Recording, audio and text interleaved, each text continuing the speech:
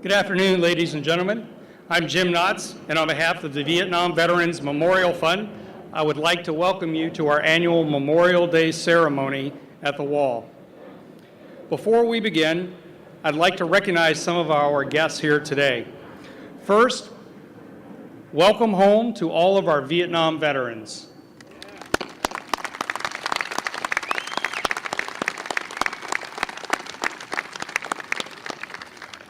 Welcome to all of our Gold Star family members.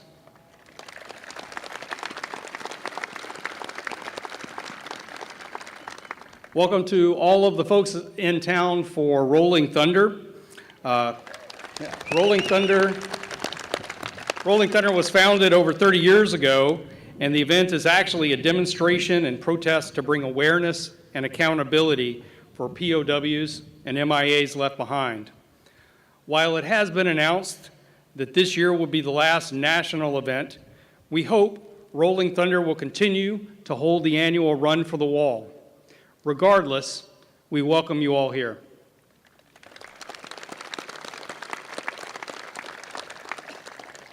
On a more personal note, welcome to the family of Steve Davenport. Steve was a longtime friend of VVMF who died unexpectedly a few months ago. A truck driver for most of his life, Steve always sought opportunities to haul our mobile replica of the Wall into communities around the country, even donating a Gold Star-themed motorcycle that we still put on display around the country.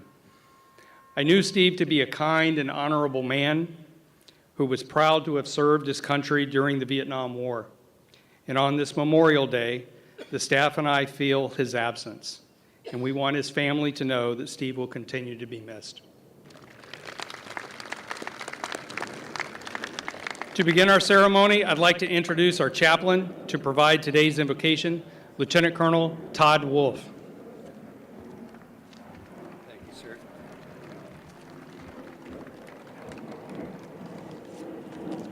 Let us stand.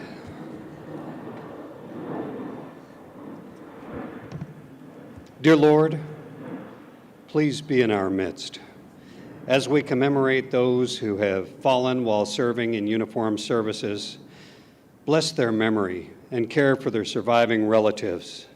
Lest we forget, let those who have physically died as a result of service-related issues be honored and their relatives be provided for equitably as a result as well. Please inscribe in all of our hearts the depth of these sacrifices, and may we conduct ourselves in manners which reflect our respect of the pride of the freedom, or the price of the freedoms which were taken and were so prone to be taken for granted in this nation. May your hand of protection not be removed from us due to irreverence, ingratitude, arrogance, or anything like that, regarding the great payments awarded by so many who have sacrificially gone before us due to their untimely departures from mortality in service to our nation and to the world. And we pray this in the name above all names. Amen.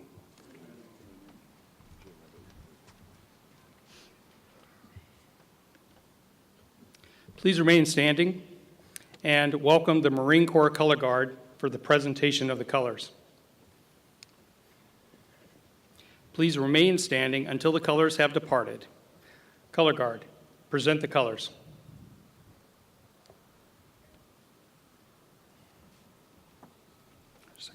We will be led in the Pledge of Allegiance by Ann Mills Griffiths, Chairman of the National League of POW MIA Families. She will be followed by the National Anthem performed by Master Sergeant Kevin Bannister.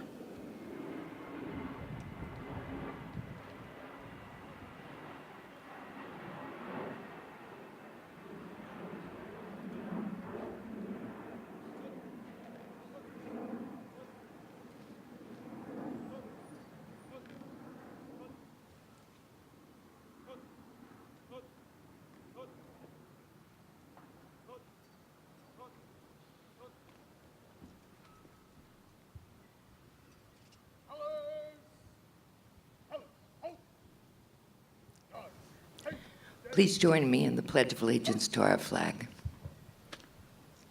I pledge allegiance to the flag of the United States of America and to the republic for which it stands, one nation, under God, indivisible, with liberty and justice for all.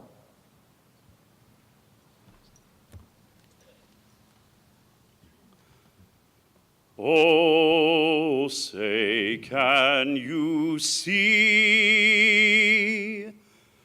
by the dawn's early light what so proudly we hailed at the twilight's last gleaming, whose broad stripes and bright stars through the perilous fight o'er the ramparts we watched were so gallantly streaming,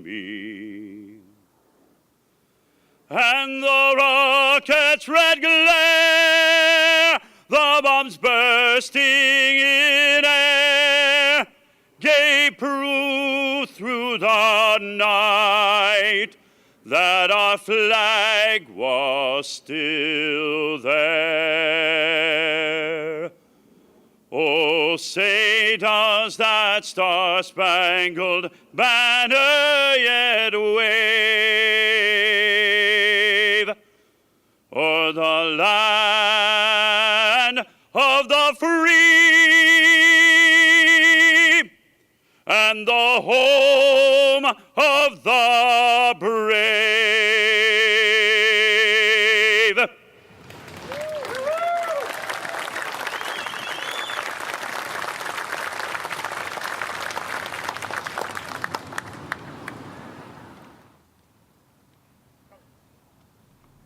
Retire the colors.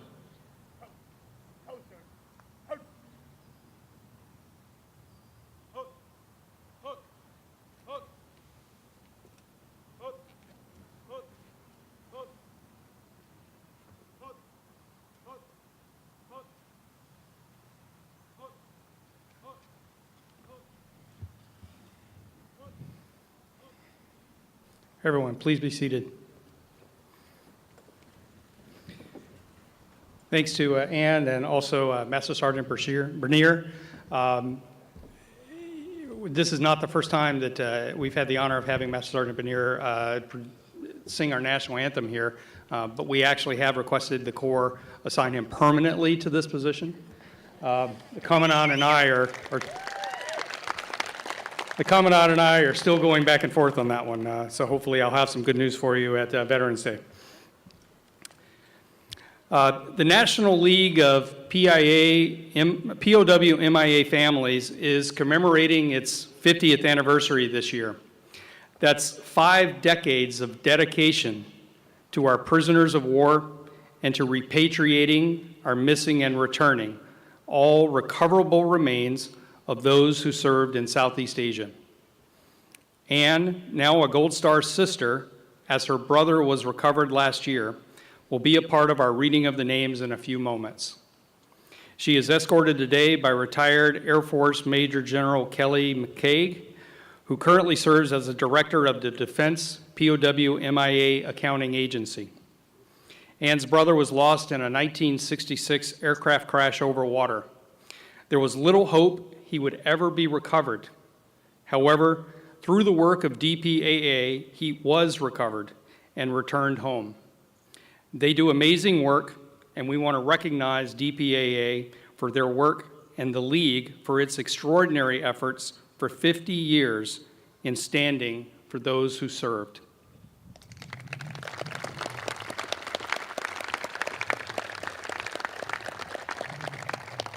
I also want to welcome Bill Stewart and his family here.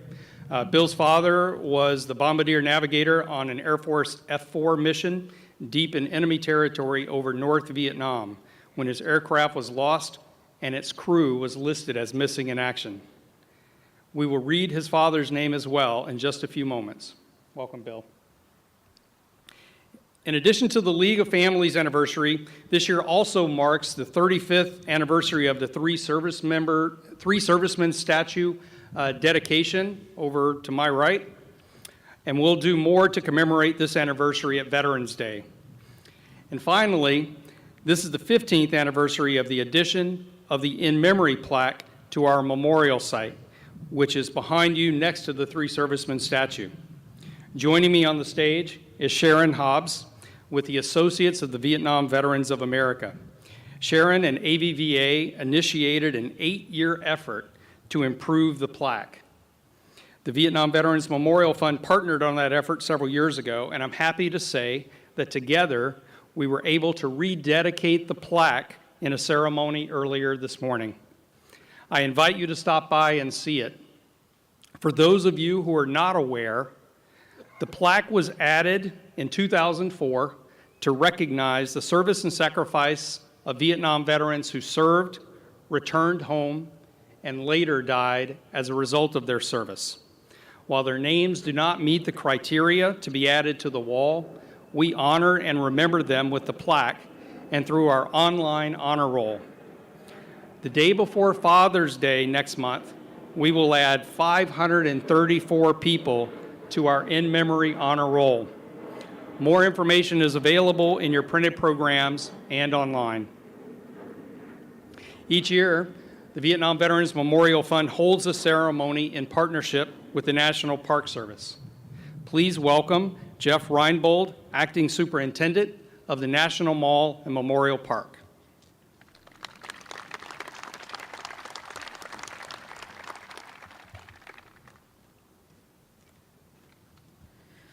Good afternoon, veterans, families, honored guests. On behalf of the National Park Service, it is my pleasure to welcome you to the Vietnam Veterans Memorial, which was conceived and built on behalf of a grateful nation to honor and to recognize the more than 3 million American men and women who served in that conflict. I'd like to offer a special welcome to the veterans and their families who are with us today. Welcome to your Vietnam Veterans Memorial. I am humbled to spend this day with you. This memorial is one of more than 400 sites that the National Park Service oversees, including 85 battlefields, military parks, and monuments to those who have defended our country. But this one is unique. It is a living, interactive memorial, as many visitors honor their friends and their relatives, and even those they've never met, by leaving flowers, ribbons, medals, handwritten notes and prayers, and other remembrances at the base of this wall. The price of freedom is displayed not only in the names on the wall, but also in the mementos and the responses of visitors, revealing how a nation's grief has been etched on the hearts of the American people. But it is also a place of healing, where visitors and veterans can come to find peace and comfort. Today on Memorial Day, we pause to remember those who, in the words of Abraham Lincoln, gave the last full measure of devotion to their country. Etched on this wall are the names of 58,318 men and women who made the supreme sacrifice, each and every one of them a hero. We in the National Park Service, our staff, our volunteers, and our partners are committed to making sure that those who visit this memorial remember them, and not just on Memorial Day or on anniversaries or select dates throughout the year. We are here every day of every year, watching over the memorial, passing along the stories of heroism, honoring the sacrifices of those who came before us.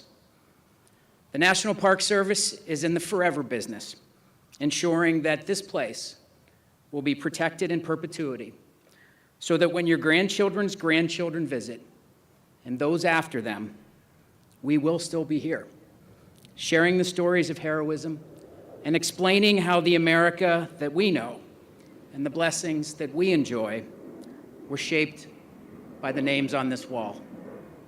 It's because of their courage, their willingness to fight and even die, that America endures. We are honored to be entrusted with the care of this memorial to their sacrifice. Thank you.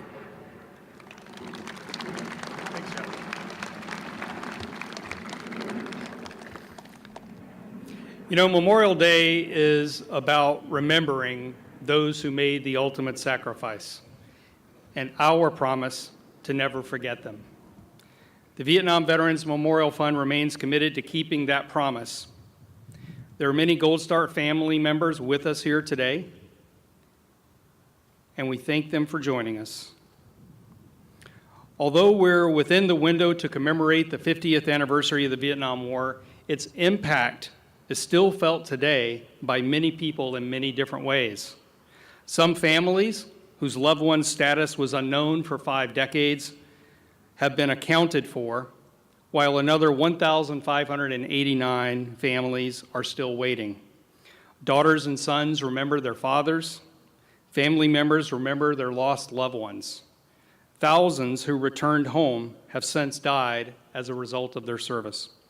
Yes, the war still matters, and its impact is still felt by so many.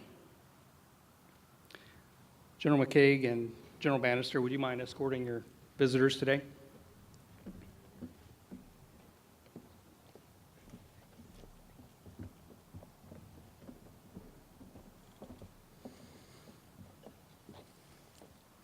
While they're getting into place, I'll explain that the care and preservation of the memorial site is part of VVMF's core mission.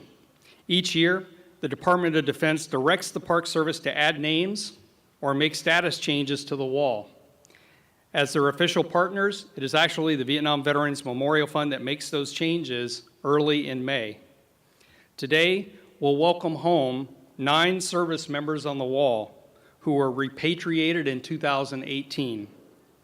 9 more families that have a sense of closure after decades of waiting. The reading of the names has been a tradition at the wall since its dedication. Our public recitation of their names here in the place our nation has set aside for Vietnam veterans concludes years of efforts made by friends and family to honor their sacrifice. As you can, please stand as I will now read the names of those welcomed home last year. Richard A. Kibbe, Larry R. Kilpatrick, Marshall F. Capina, Richard C. Lanham, Frederick M. Mellor, James B. Mills, Robert G. Knopp, Richard W. Podell, Peter J. Stewart.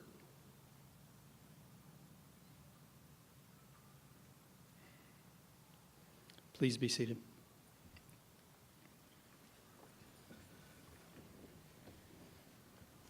While we welcome these 9 home, I call your attention to the empty chair placed on our stage. Here is a symbol of the 1,589 Americans still unaccounted for from Southeast Asia. The mission continues to achieve the fullest possible accounting.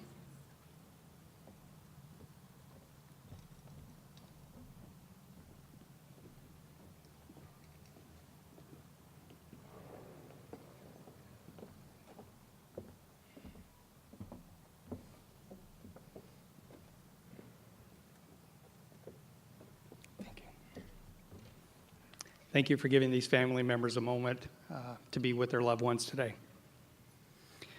It is now my pleasure to introduce Edie Meeks, who will speak on behalf of the Vietnam Women's Memorial.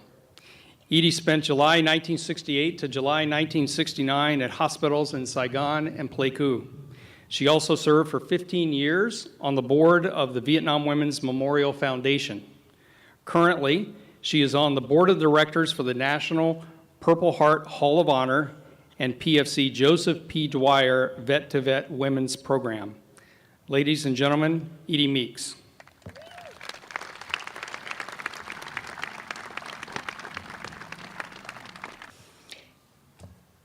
time I come to the wall, I go to the sections July 1968, July 1969, and talk to my boys.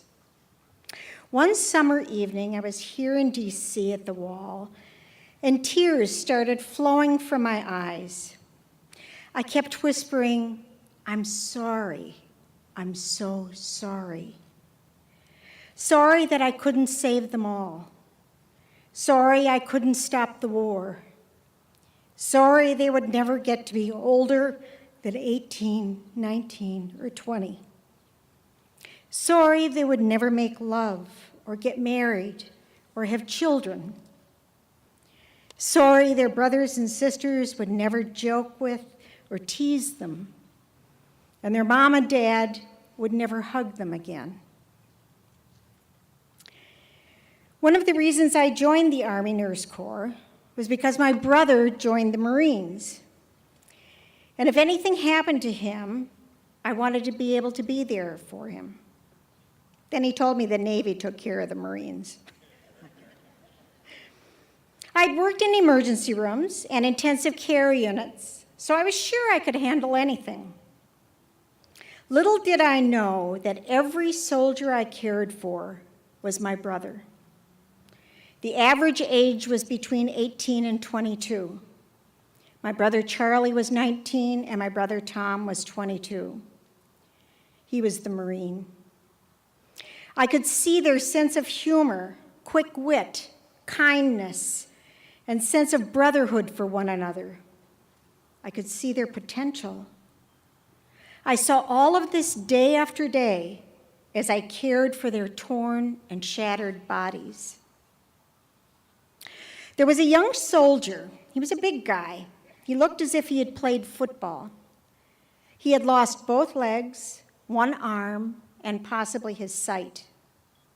We stabilized him and shipped him to Japan. He, along with so many others. We never knew what happened to them.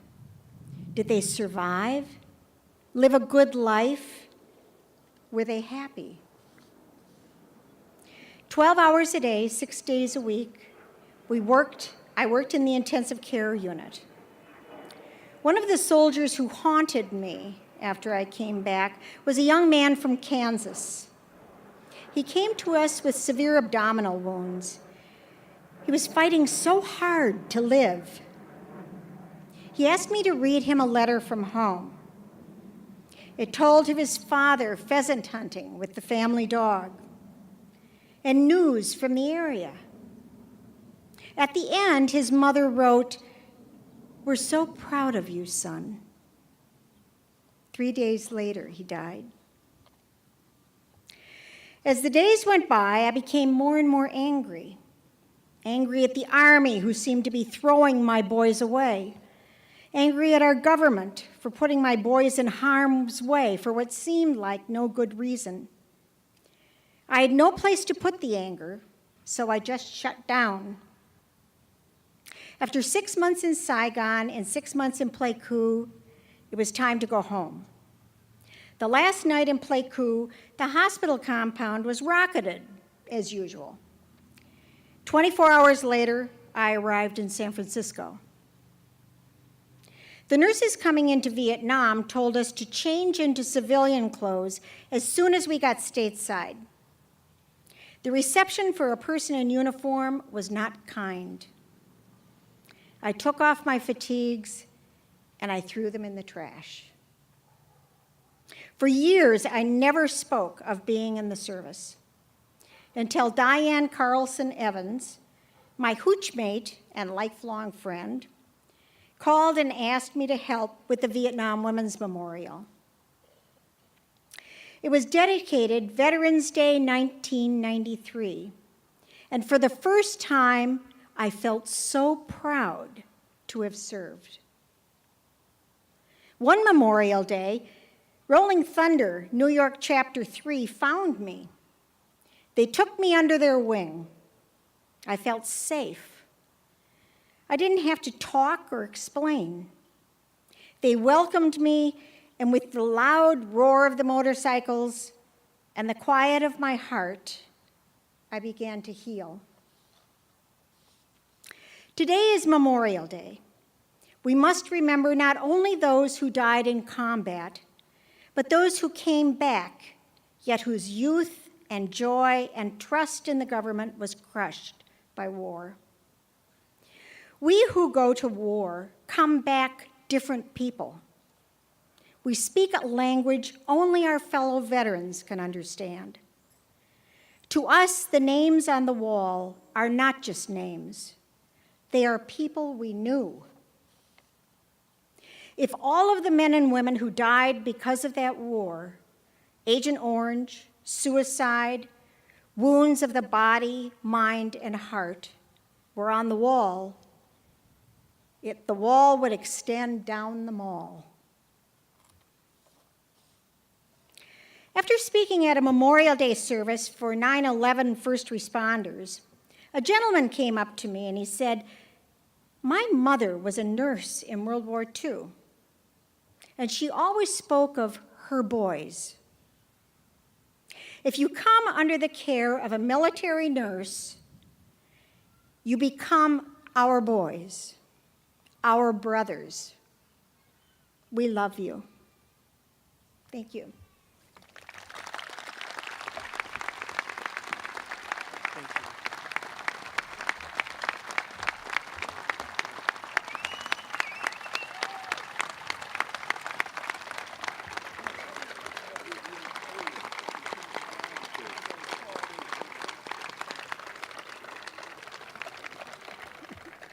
Thanks so much, Edie.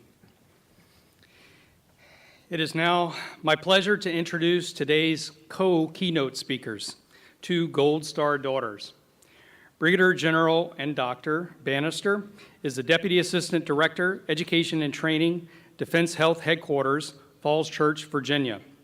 She is also the Assistant Surgeon General for Dental Services. In addition to her outstanding career of military service, which is detailed in your programs, we know her as Sharon.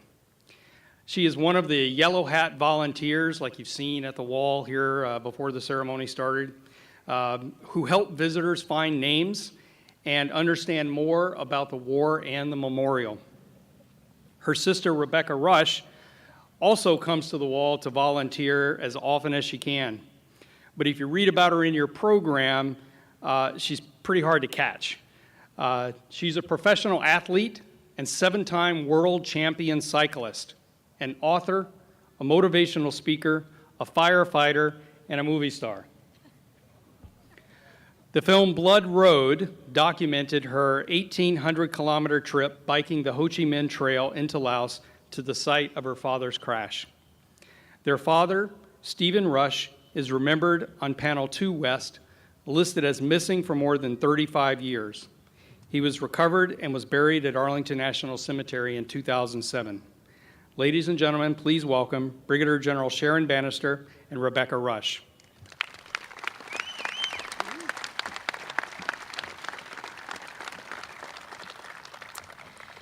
First of all, to the Vietnam Veterans Memorial Fund, thank you for letting us speak tonight.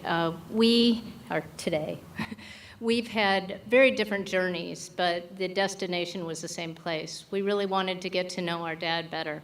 So a little background, he obviously said I'm serving the military uniform, also kind of gives that away. But I didn't come in because of my dad, and this isn't in my speech, but I'm going to share a little bit about how my journey started, because Rebecca's going to go over hers in detail as well. So I came in, I went to dental school, it wasn't on a scholarship. I just at the end decided that I would come in and serve. Mainly, full transparency, was for an AGD. It was for an extra year of school. Yes, I was a military brat, but when you look at the timing, we weren't military children for long. So I came in, we did our 2.5 weeks of officer training. And at the end, we always have a dining in. And for those that wear the uniform, dining in, you're in your mess dress, you're in your fancy uniform that does not have your name tag on it. And we got to the dinner, and the host for the evening was a Major General Billy McCoy. He was a two-star previous F-4 pilot, and he was going to be our host for the evening. And he kept looking at me from across the room. I was a little nervous. You know, what am I wearing wrong? I was a brand new captain, wanting to do everything that I could, the best I could. I was a little bit anxious watching him look at me, and he finally came over. I was with a group of brand new doctors, dentists, nurses, and he said, "Captain, what was your last name?" And I said, "Rusch." And he goes, "R-U-S-C-H." He goes, "I flew with your dad." And he said, "And I recognize you from pictures when you couldn't have been older than 6. Well, now the rest of the story, and you'll hear it in a second. You know, our dad was shot down 3 days before my 6th birthday. And so I realized I was entering into a fellowship that is way bigger than myself. And for those veterans, and if you don't mind, just all who have served or are serving, can you please stand up for a second so we can recognize you?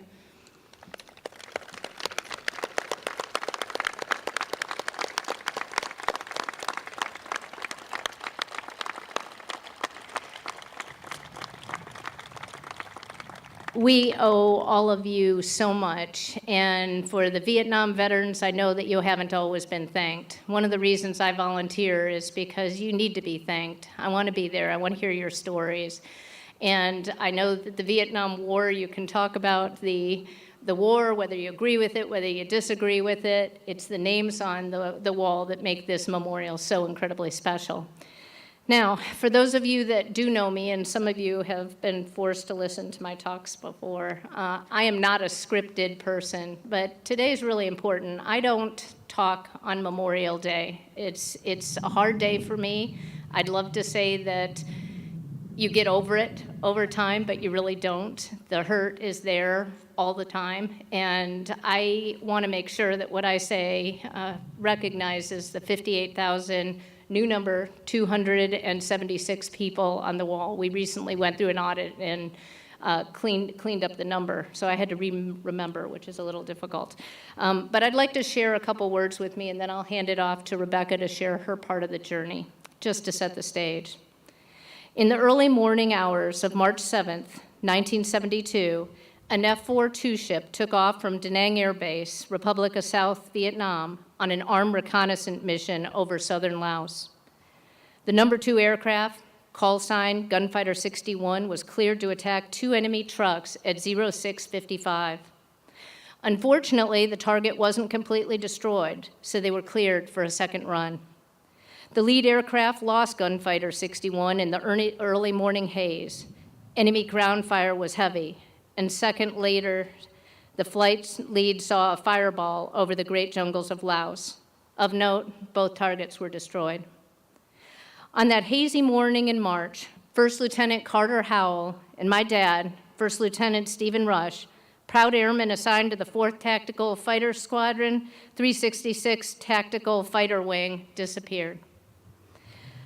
Though visual, electronic, and photo reconnaissance searches continued for 3 days, on my 6th birthday, March 10th, the search concluded, and Lieutenant Rusch and Lieutenant Howell had their status changed to missing in action.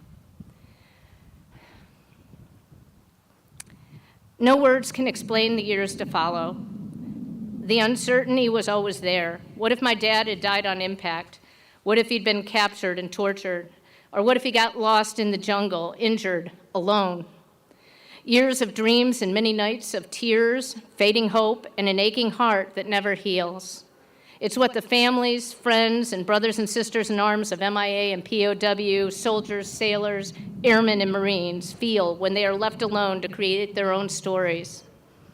In 2007, I was able to put an end to my story thanks to what is now known as Defense POW MIA Accounting Agency. Back then, it was JPAC. An excavation performed decades after my dad's last mission provided closure to my unanswered questions. He was identified through dental remains.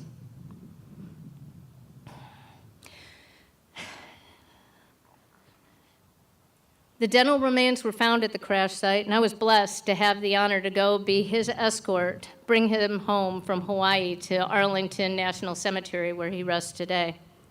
Standing next to his casket with a full dress uniform impeccably prepared, placed inside, each ribbon in place, his rank shined, his name tag centered, I held his teeth in my hands and was able to cry the first tears in 35 years for a dad I hadn't had the opportunity to grow up with. There was no doubt anymore he had ended his short life of service on March 7th as his plane crashed into the slope of a hill just outside a small village in southern Laos. A beautiful, secluded jungle with a small stream running below. A tall, unique tree standing majestically at the riverbank, a spot my sister and I were able to visit a few years ago together. Though I wasn't prepared for the impact of the Hawaii experience, holding my dad's remains in my hands was life-changing for me. The team patiently waited until I could release him from my hands. And then they wrapped the teeth in a wool blanket before placing the carefully secured remains with full compassion into the casket under his uniform. As the top closed and the flag was draped on top, I knew my dad was really home. Mr. McKeague, I can't thank you enough for what you do for the families, bringing home our fallen heroes, and it really doesn't matter what time. I can't thank you, the whole team in Hawaii, F. Mayo up in Dover. It matters every day, and I keep you in my thoughts all the time.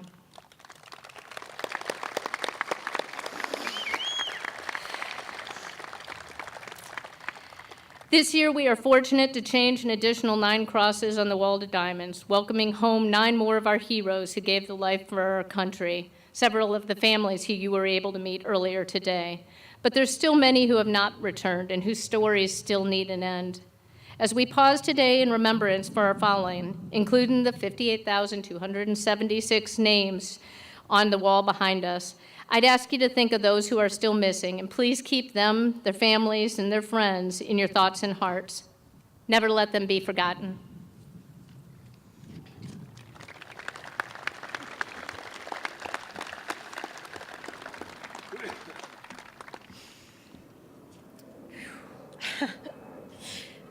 I'm Rebecca Rusch, Sharon's little sister. My career and my journey of healing took a very different path than Brigadier General Bannister. I'm a professional athlete and an explorer and a wanderer. I'm not career military, and for much of my life, I did not embrace or understand my dad's service. I simply felt the sting of his absence, and I blamed the demon of war. It's not easy for me to admit to you today, in this sacred place, on this meaningful day, that until recently, Memorial Day passed by each year with little fanfare or recognition from me.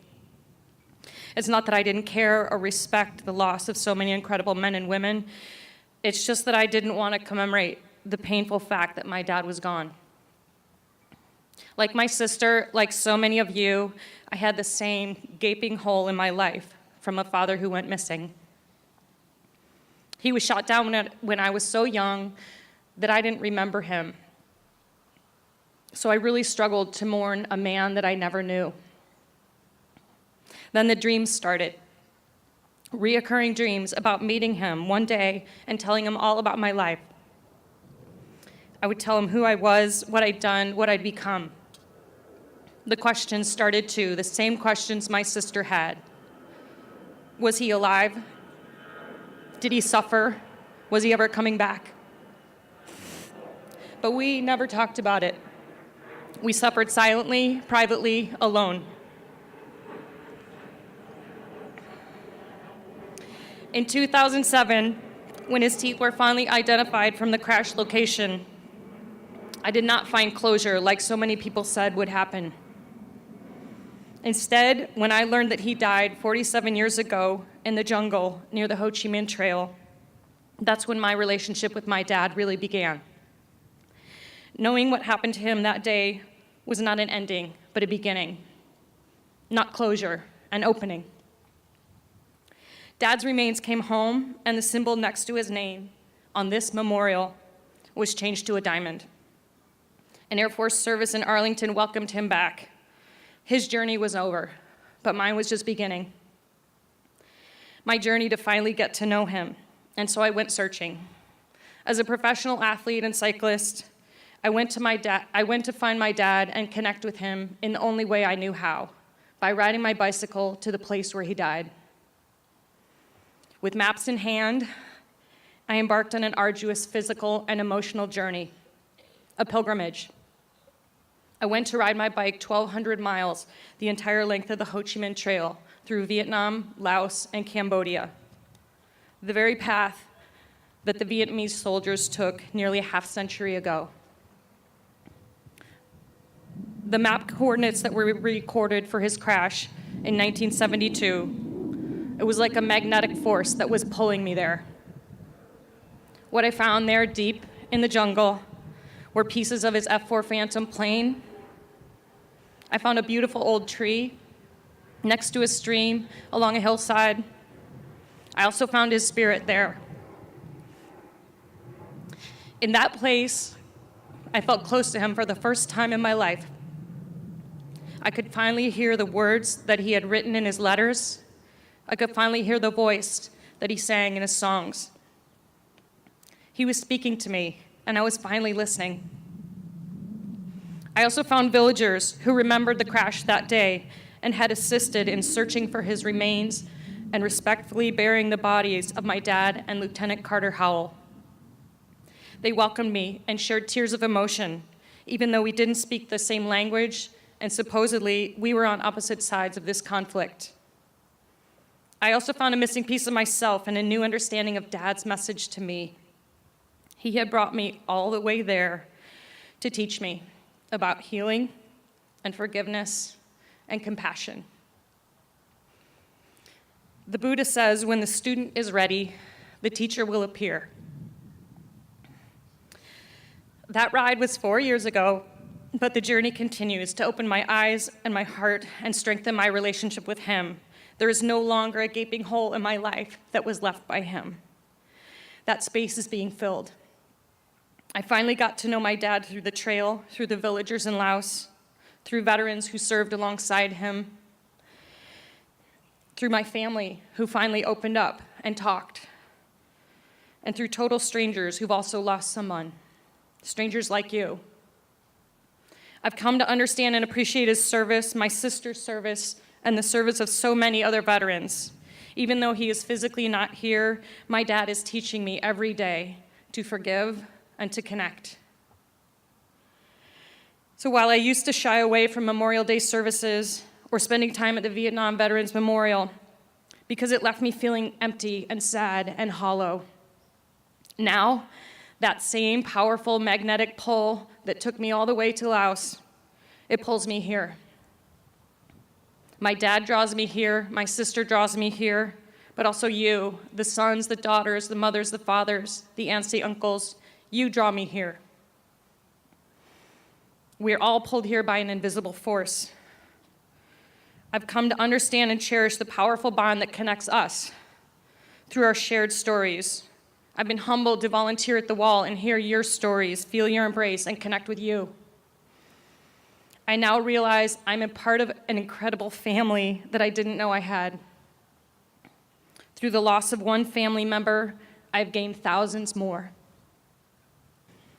Dad and you have taught me how much our healing requires community and the necessity to reach outward instead of inward. Not closure, but opening. So now, I open my arms, my heart, to hear my dad's words and be part of this community, to be part of your family. And while we miss them all so much, we come here together to this place to feel their love, their words, and embrace each other as family. We no longer mourn alone, no longer in silence. My hope and my wish for you, this family, our family, is that you keep your ears and hearts open and listen. Hear their voices, their words, the teachings. Every single person on this wall, behind me, behind us, has spoken to you now and is still speaking to us, guiding us, teaching us. I can hear them. They are not forgotten because their spirit, their energy, their words, their loves, they are all part of this family now. In his very last letter home from the Vietnam War, my dad wrote these words: "If anything should happen to me, please don't let me die to Sharon and Becky." And then he signed off in his usual way with the words, "Be good, Steve." These words, "be good," they become my mantra, my guiding principle. How lucky I am to be able to stand here today with all of you and say, "Dad, I hear you loud and clear. And you did not die. You are alive in me and in my sister, Sharon." And I say to your family, your friends, your loved ones, and every single person on that wall, we hear you too. We are listening. We all take a different path on our journey to healing. My path was a 1,200-mile bike ride down the Ho Chi Minh Trail. My sister's 27 years of military service and sacrifice to the Air Force. You have your own journey. But ultimately, we all end up in the same place. We end up here, together, as part of this crazy, dysfunctional family that truly needs each other. Thank you for being part of our journey and for welcoming my sister and me into this family. I look forward to be part of your healing journey too. Be good.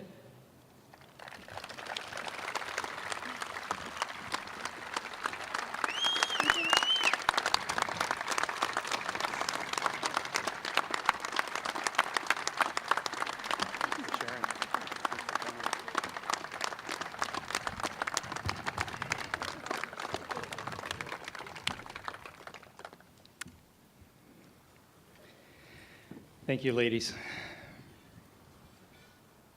I now ask all of those who are participating in laying of the wreaths today to take your positions. And while they get in position, I'd like to give my personal thanks to all of our Yellow Hat volunteers who do so much to honor and remember our veterans every day.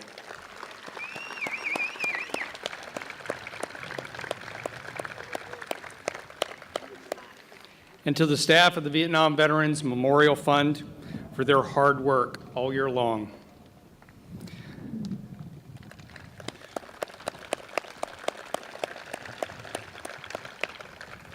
Finally, I want to thank a small army of VVMF volunteers around the country who have been working for years to find photos of those listed on the wall for our online Wall of Faces. These volunteers span the country from Florida to Hawaii and many places in between. Of the 58,276 people with their names on the wall, and through the dedication and diligence of these volunteers, we now have less than 1,000 to go.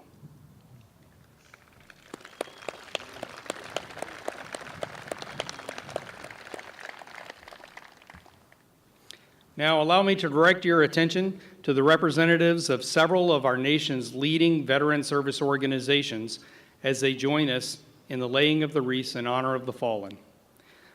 Ladies and gentlemen, also please welcome bagpiper Chris Jackson, who will be playing Amazing Grace.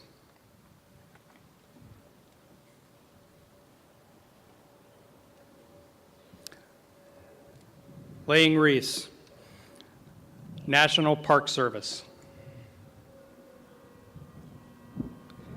Vietnam Veterans Memorial Fund.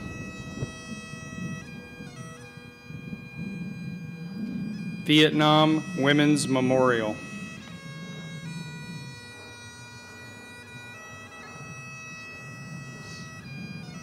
Gold Star Wives of America.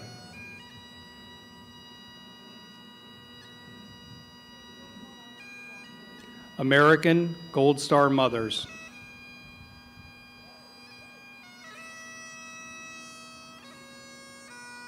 NCOC.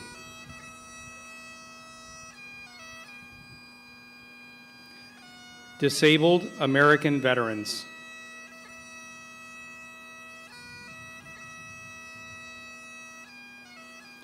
5th Battalion, 7th Cavalry Association.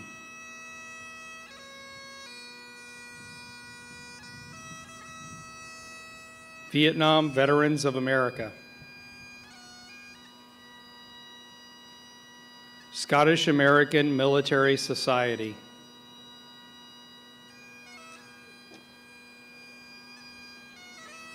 Associates of the Vietnam Veterans of America.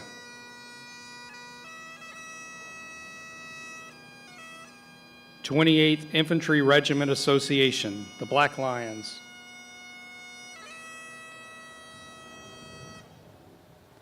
Sons and Daughters in Touch.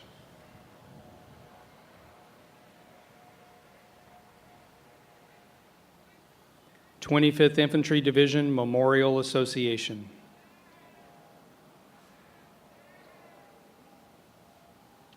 Jewish War Veterans of the United States.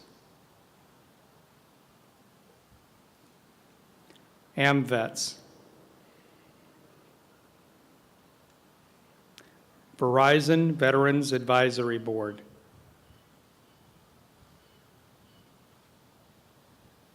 Vietnam Veterans Memorial Volunteers.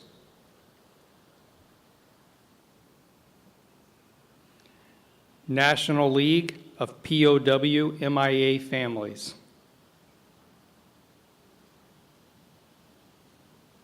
(8 o'clock to 9 o'clock PTSD class, Washington, D.C., VAMC.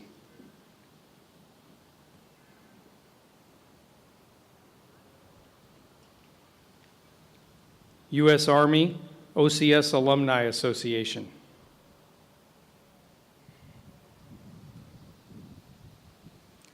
Veterans of Foreign Wars. The American Legion.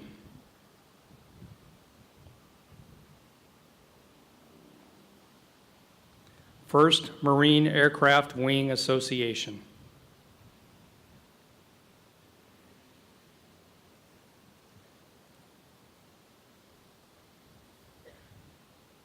Now, Master Sergeant Michael Mergen of the U.S. Marine Corps Band will play taps.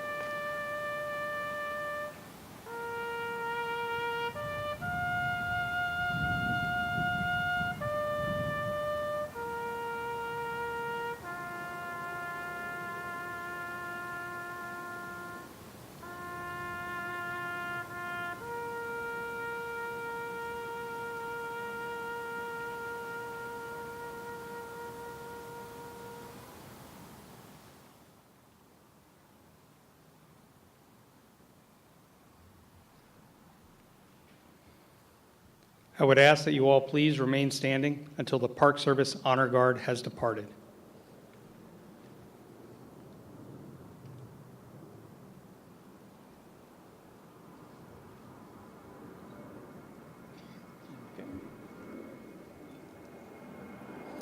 In closing, let me encourage each of you to reach out and thank and honor veterans and their families, not just on Memorial Day, but every day of the year.